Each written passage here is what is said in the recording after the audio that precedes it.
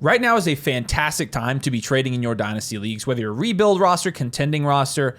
It's always time to be trading in Dynasty. We have some trades here submitted by our domain motherflockers over on theflockfantasy.com/domain. And we're going to talk about these trades specifically, obviously talk about if it was a good move or a bad move, but why this type of trade might be good for your team as well. And then what general trade tips you should be using as we are approaching A, your trade deadline, or B, just approaching the Dynasty offseason if you don't have a trade deadline in your Dynasty league. So make sure you drop a like, make sure you're subscribed if you play Dynasty. Let's get into it. Let's start with this trade right here. This is Mike Evans and Chase Brown in a second is what this person is going to be getting. And they sent away Travis Etienne, Xavier Worthy, and a 25 first. Now, the first thing you'll notice in this trade is one of these trades where you get a first and second swap. For rebuilds, this is a pretty good deal sometimes, right? A lot of times you want to move up out of the second round into the first. You are going to get a pretty good value jump there. You are investing in a guy like Xavier Worthy and sending off a guy like Mike Evans, who is a veteran, who you're selling to a contending roster, and Chase Brown, who you don't know what his value is going to do in the near future. Now, on the other side of this trade, again, whoever submitted this was getting Mike Evans, Chase Brown, and the 25 second. You are getting out on Travis Etienne in a deal that actually means something, which I really like, getting off of a very volatile asset that we really have no clue about that has honestly just been butt cheeks this year. In terms of the overall trade, if you're a contender, I like making this deal. I like that you're getting back a second and insulating the contending value that you're getting here. And for a rebuild, I actually do like the other side as well. I think from an overall value standpoint, the most valuable player in this deal, I think, is still Xavier, or actually it might be Chase Brown at this point. They're pretty much the same. Mike Evans is more valuable than Etienne right now, so it's a first. It's a very value even trade, but I think the concept of it is good for both sides. This is a good example of a trade you could make as a contending team or a trade you could make as a rebuilding team, depending on what side you want here. So I like this for both sides. Yeah, no, I completely agree with you there. And moving over to the next trade, this is going to be a common concept that we address very often, and that is what type of trade should you be looking for when you are a reload or a rebuilding team, because so often we recommend that you down tier and accumulate rookie picks. And one of these teams definitely did that. You've got team one getting Puka Nacua, and a throw-in in Gainwell doesn't matter. You got a couple throw-ins on the other side, and really the bulk of the deal being 2 27 firsts and a 26 first. I'll tell you right out the gate that I 1000% prefer the Puka Nacua side, and there's a couple reasons for why. Number one, if you are a rebuilding team, I don't like selling off of highly valuable players purely for rookie pick value, for future rookie pick value. I want to down tier and get another proven cornerstone asset plus a rookie pick or two, right? And that would basically mean, in theory, you're acquiring another asset, another proven player who is just not as valuable as the guy that you move, but has more value upside. So you've got the value upside in the proven player plus the insulation of the picks that will inevitably increase in value.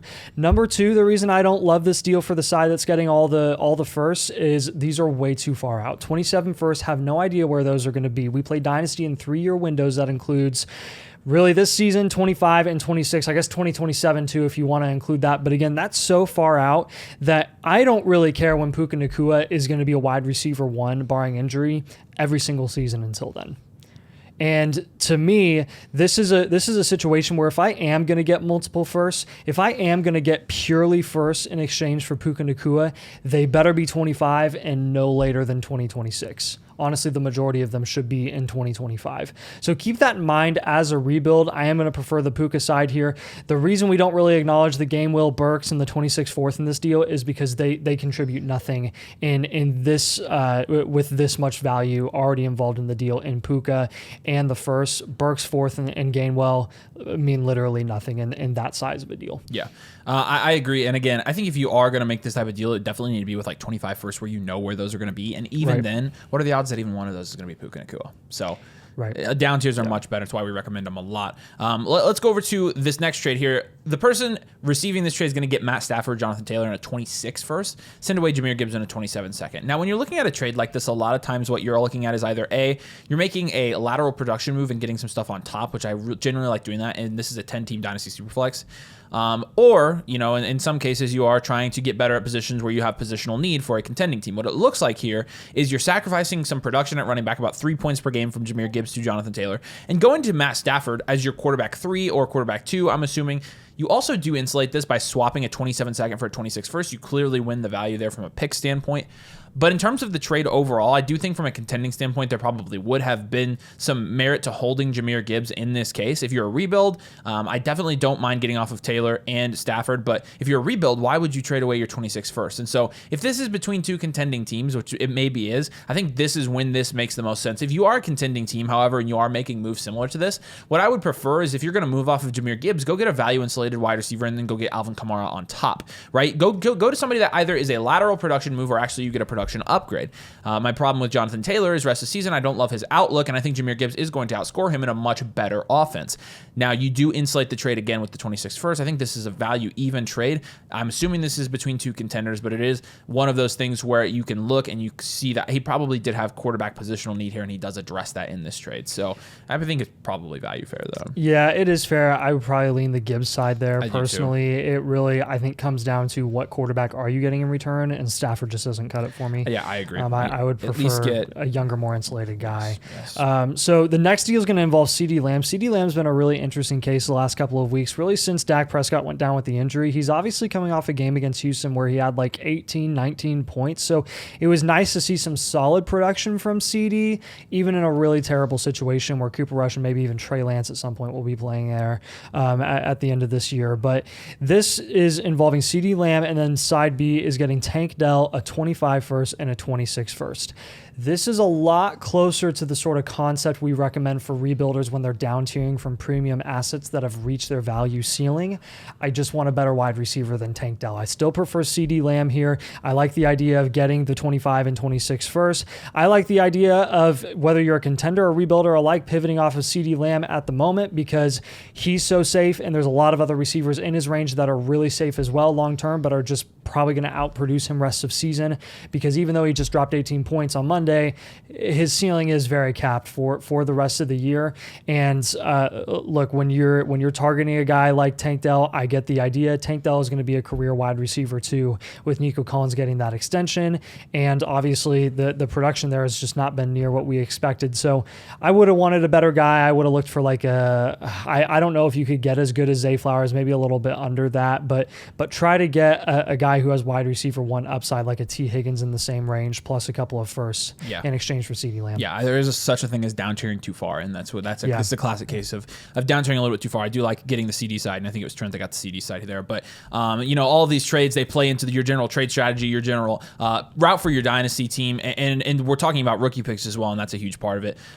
We help people with their dynasty teams all the time over at flockfantasy.com/domain. You can also get our rookie draft guide version 1, which just came out. It features everything you need to know about the rookies that should currently be on your radar if you have picks for this upcoming 2025 class. It's going to be updated multiple times, but you also get a team blueprint for free when you sign up for the annual MotherFlocker tier using code DOMAIN. You have to use code DOMAIN, annual MotherFlocker tier to unlock, but you get the rookie draft guide and you get the free team blueprint. And guys, not all team reviews are created equally. We put a ton of time into these. We sit down, do all of these ourselves. We give you your 3-year outlook. We give you your team archetype. We give you your positional grades. And this is, I promise you, the most in-depth, most detailed, and the highest quality team review that you are going to find on the market, period, point blank. Can't say it enough. So, flockfantasy.com/domain. Make sure you use code DOMAIN when you sign up. And like I said, annual MotherFlocker tier gets you a free one, or you can buy one anytime you want. But we'd love to take a look at your dynasty team. We do it all the time, and it's honestly our favorite thing to do. So let's jump over here to a trade. This one's interesting because it contains Cedric Tillman and Chase Brown, both guys who you're kind of like, I don't really know what to do with their value in Dynasty. In this particular trade, the guy who's in our Discord, Trent, is getting Devon Achane, Bucky Irving, and Tank Dell, and he sent away Cedric Tillman, Chase Brown, and Joe Mixon. And I will say, this seems like a classic rebuild trade, and I like it. Number one, you get the best player in the deal in Devon Achane. Number two, you get Tank Dell, a young wide receiver, to insulate the value. And when you're looking at the other side of this trade, there is no value insulation in Chase Brown, Cedric Tillman, and Joe Mixon. Joe Mixon is old. Chase Brown has a situation where you don't really know if he's going to be the starter there for multiple years, or if Zach Mott's going to get back, or they'll draft somebody. And Cedric Tillman is in a situation right now where you don't know if that's sustainable. Will Cedric Tillman continue this? We don't know. Most of the time, I'm in on holding Cedric Tillman in Dynasty, but in this particular case, I think the rebuild side favors Devon Achane. Now, you do have to ask yourself, do you want to take on two running backs in Achane and Irving on a rebuild? And I'm assuming, again, this is a rebuild. And better than the 2 running backs that they're giving up. Yeah, that's I for agree. sure. You're buying high on basically 3 guys there. On the Tillman, Chase Brown, and Mixon side. Yes, and that's part of the reason I like this trade. So I Yeah. think it is a little bit of a market play as well. So Yeah. I like trades like this. Again, I would lean hold Cedric Tillman, but again, when you're getting back Achane, I think even as a rebuild, you're going to have a pretty big market for him the rest of the season and into the offseason. So this is going to be another deal involving Chase Brown. This has honestly been a big Chase Brown price check because he has been so productive recently. I think honestly that's been reflected in our Dynasty rankings. He's looked great. We have him RB like 15 to 18 range at the moment on our Dynasty rankings over at flockfantasy.com if you want to get access to the expert rankings. Avery and I have those. But this is another deal. Chase Brown in 2.25 seconds for Chris Olave and a 25 first. So essentially you're paying up from Chris Olave to Chase Brown by downgrading from that 25 first and getting multiple 25 seconds. I am still going to stick to my guns and go with Chris Olave in the 25 first here. I think that this is not the best time to be consistently selling Chris Olave when I know that there's a good chance he's going to increase in value when New Orleans inevitably targets a quarterback in the offseason. So with Chris Olave, I know there's some concussion concerns. That's very understandable. That's why he's lost so much value. But I don't trust Chase Brown's long-term outlook any more than I do Chris Olave's. In fact, I still trust it less. That's just the nature of the running back position right now, specifically with all of these 5th-round running backs that have done so well this season. And we have a really, really good running back class heading into 2025 that could kind of shake up the waters in the values at the running back position in Dynasty. So let's go with Olave in the first here. This one's pretty simple. It's Rashee Rice for Cooper Kupp and a first. You know, honestly, I would have preferred, again, I feel like this is too far of a down tier here. I would have preferred a little bit of a closer down tier than Cooper Kupp. Obviously, when you're talking from a production standpoint, this year, this helps you a lot more, and you do insulate the trade with the 26 first. If this were a 25 first, I'd probably be okay with this. I like it, yeah. So I lean the Rashee Rice side here, but I will say I do get why you did this. You get production this year, and I like it. Without the first, I mean, this would suck, but I think, obviously, I'm saying if it was another player or something, but I like that. I do like you have the first in there. I wouldn't, if I were that guy, I wouldn't have traded away my first, but even first year, I do think it's a decent price for Rashee Rice, though, somebody who I think is going to be a buy low in Dynasty. So, honestly, this one is pretty even. I would be careful, again, when you're down tiering from somebody that is an elite, value insulated, young wide receiver tied to the best quarterback in the NFL, and Rashee Rice, down tiering to Cooper Kupp, who could lose all of his value in a matter of seconds. Literally is one play away from losing every single bit of his Dynasty value. So at that point, you're giving up a 20. At that point, you are essentially giving up Rashee Rice and getting back a 26 first, which that's a fleece. So you have to be really careful. I hope this wins you the championship because that's really what it needs to be in this case. Yeah, the next one we've got a pair of quarterbacks being moved for Lamar Jackson in a 12-team Dynasty Superflex PPR format, so a standard Superflex league. A lot of value, obviously, at the quarterback position. Lamar Jackson for Joe Burrow and Justin Herbert. This is, in my opinion, a deal that you cannot turn down if you're on the receiving end of Joe Burrow and Justin Herbert.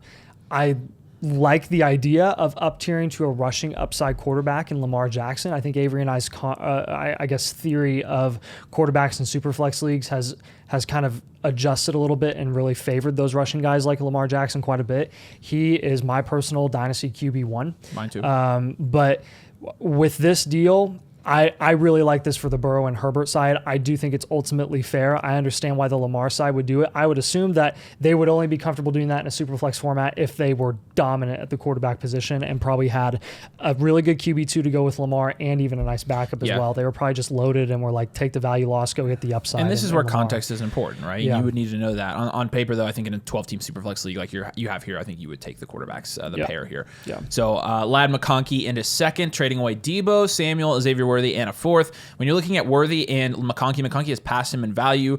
So there is a value difference there. Obviously, Debo is more valuable in the second, but what's the difference between those two guys? This is a very fair trade, in my opinion. I think this is one that you could make as a contend or rebuild. If you are a rebuild, I do like getting out on Debo Samuel because Debo Samuel, he hasn't really been producing. He also is an older asset that's going to lose value as you go into the offseason. And Xavier Worthy is in the process of losing value. You get back Lad McConkey and the two most value insulated, in my opinion, the two most value insulated assets in this deal. And Xavier Worthy has potential to be value insulated, but we've seen his value is pretty volatile for a young wide receiver. And I think that's kind of the nature of a wide receiver playing for the Kansas City Chiefs at this point in time with the way that their offense is run. So from a value perspective, this is fair. I like for a rebuild, especially the Lad McConkey in his second side. And even if you are a contending team and you've got a lot of wide receiver depth, I like this as well. I almost objectively just strongly prefer the Lad in 25 seconds. I think I do too. I think you just take it. Yeah, that's a good deal. Yep. So the next deal we got here is Sam Darnold price check. We got Darnold and Tank Dell going for Goff and Judy. Judy just went nuclear last week. You've got Tank Dell, who again has been very hit or miss. Sam Darnold, his outlook is very up in the air. Over the next few years, you would assume. I think the last thing you want to happen is for the Vikings to go and re-sign him to another short-term deal, like a 2 or 3 year deal with an opt-out after the first 2 years. And he could take that if that's, the best deal in the market and he likes the money and is fine eventually being replaced. But that would be a big concern. There's a lot of questions there, but you obviously have a lot of teams that are going to be in the market for quarterbacks, and not every bad team is going to be able to draft a quarterback in 2025, and they need a ridiculous amount of questions answered at the quarterback position still. And Sam Darnold would be a decent answer there. I mean, I'm kind of viewing him as like almost a Baker Mayfield level Band-Aid at this point that could eventually turn into something that's even better than that. And he's already demonstrated that in a great situation in Minnesota. So it's tough with his value right now. I think I'd lean Goff in a super flex format. So I'm on the other side of it for this reason. Judy's probably nothing in this trade. I would say Sam Darnold's nothing, but he's a wild card nothing, right? Like you said. Right. And so I feel like the worst case scenario here, if you're getting the Darnold and Dell side, is Darnold is nothing, and then it's basically Tank Dell against Jared Goff. And I have a hard time seeing Jared Goff's value be really far ahead of Tank Dell's next year. So I feel like you're at worst, this is a draw with the upside that you could actually win the trade. So I'm actually okay with it. Like, and I think it's a fair deal, honestly. It probably is. There's a lot of also ambiguity with the values here, but I think it's kind of a risk-free bet to some extent, just because Tank Dell does have pretty insulated value. But I like this next one a lot. Getting Brock Purdy, Jahmyr Gibbs in a second for Josh Jacobs, Jalen Hurts in a third.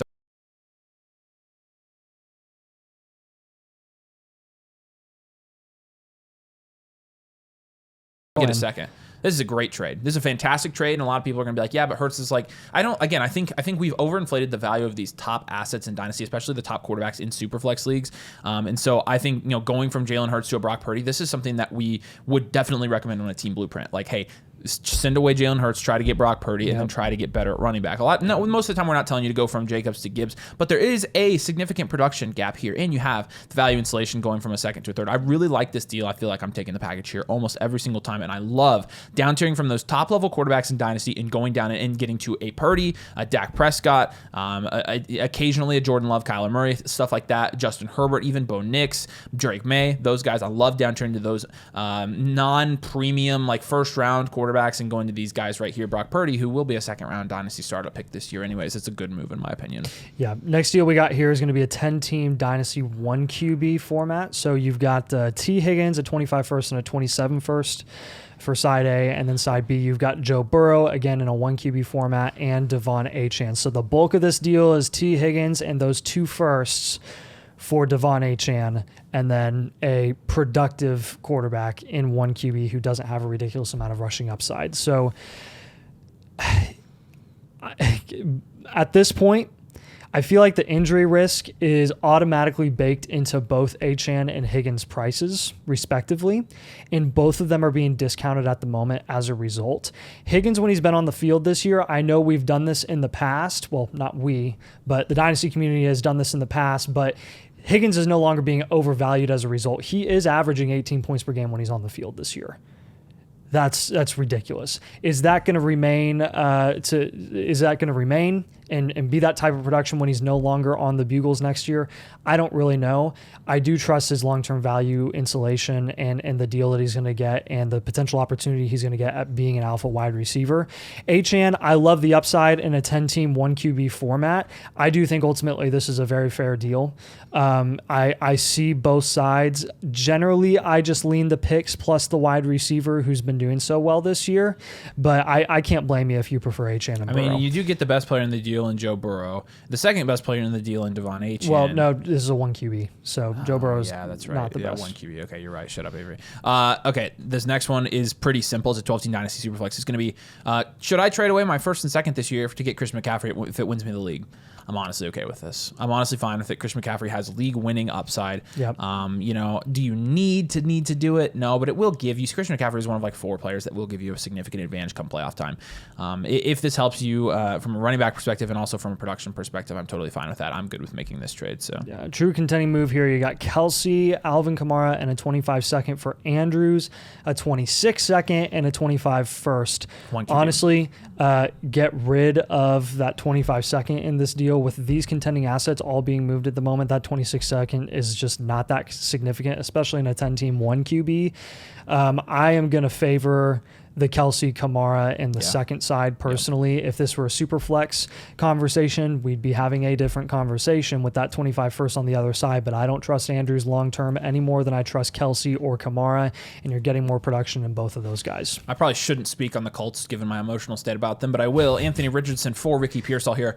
Straight up swap. It's a market check on A-Rich. That's why I threw it in here, and honestly, I'm good taking shots on Anthony Richardson with his upside at this price. Ricky Pearsall and below, yes, we'll do that. That's saying a lot from us, saying guys. A lot, we are the biggest downers on AR right now. So I'm good with this. If you can take a shot on a young quarterback who does have some team commitment with this much upside, I think Anthony Richardson's going to start again next year, so I think you can take shots on him. I'm totally cool with it. Oh my gosh, we're going to have to go through all this again, aren't we? Yep. So this next deal we have is going to be Evan Ingram, JJ McCarthy, a 25 first, which we've been told is essentially guaranteed to be the 101, and then a 25 second as well for Pacheco, JSN, and CJ Stroud. So when you're looking at it here, you're essentially looking at that 101 to be that 101 in the second to kind of be in the same range as CJ Stroud. If you prefer Stroud over the 101 value-wise, I don't blame you. Stroud has been awful production-wise this season, even worse than we expected, but he is going to hold a lot of value. CJ Stroud in a 12-team Superflex league, and then you're left with JSN, Isaiah Pacheco for Ingram, and JJ McCarthy. I do think this is a pretty fair deal. If you want to go for an upside shot in the 25 first with that being the 101 in a 12-team Superflex format, I'm okay with it.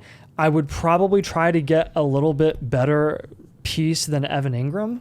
I think I feel like Evan Ingram doesn't really fit in this equation. You would assume the other side is rebuilding, getting JJ McCarthy and that first and second. Let's get a better piece than Ingram. I'm kind of inclined to take the CJ Stroud, JSN, and Pacheco side personally. No, I think you're right. I mean, you can essentially, even at the value ceiling of Ashton Genty or the 101, Ashton Genty would be worth about what CJ Stroud is worth right now. Yeah. So you can cancel those two out, and then you're looking at this as JSN and Pacheco or McCarthy a second, Ingram, and I would take JSN and Pacheco there. I think those are the two best players in that deal right now, in my opinion, in Dynasty. So I think you're taking that one. And then one more here. Puka Nacua, and this is basically just Puka Nacua, and I'm going to send all my bad players for him. Pollard, Shaheed, Downs, Wilson in a third. And Downs is good. And Pollard. It's Downs and Pollard for Puka.